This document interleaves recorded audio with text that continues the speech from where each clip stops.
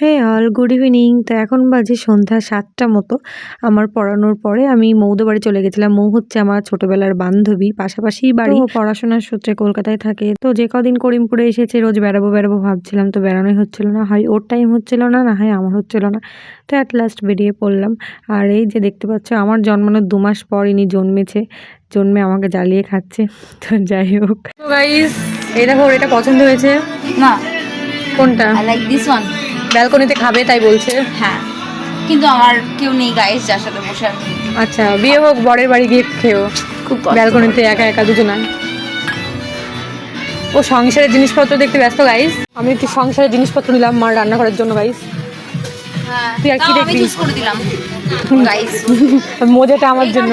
ভালো লাগছে কিন্তু হ্যাঁ, সুন্দর সুন্দর। এইগুলোতে না, এগুলো হচ্ছে আমার যেরকম আছে, আমি একটা ডাল রাখি, মানে ডালই থাকে বেশিরভাগ। আর ওগুলোতে তুই জিনিস রাখতে পারবি, ওগুলো ইয়ের কন্টেনারে। আমার এটাই ভালো লাগলো। স্টাইল বাজারে ৯৯ টাকায় 3টে ওয়াইপস দিচ্ছিল, বেশ ভালোই অফার। তো এবার আমরা স্টাইল বাজার থেকে বেরিয়ে এম বাজারে যাব। আমি বললাম কুকুরকে দেখেছিস কোনোদিন? কুকুর হ্যাঁ, আমি জানি তো তুই কুকুর কিনবি না, আমি জানি তো। আমি দেখছি। কি কিউট কিউট না? ও ওয়াও, আমি মৌয়ের আসল রূপটা আমি দেখাবো এখন। গাইস, আমি এই মা মৌ, এই মৌয়ের বান্ধবী, মৌয়ের পায়েলকে বন্ধু। কোলে নিয়েছি আমি। কুত্তা। এ বাবা, মৌ তো মৌয়ের কদিন পরে বিয়ে, তো ওই জন্য মৌ এখন সংসারের জিনিসপত্র দেখছে।